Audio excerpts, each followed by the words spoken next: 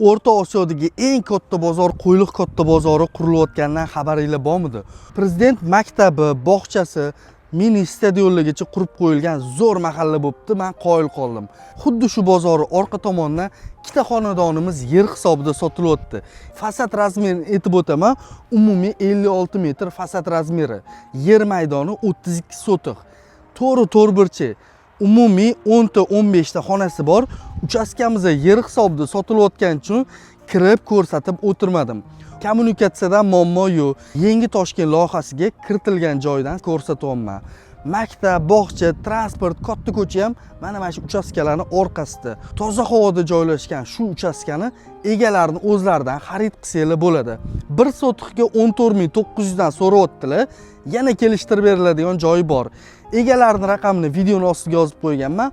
O'zingiz aloqaga chiqib, shu yerimizni o'zlaridan xarid qilsanglar bo'ladi.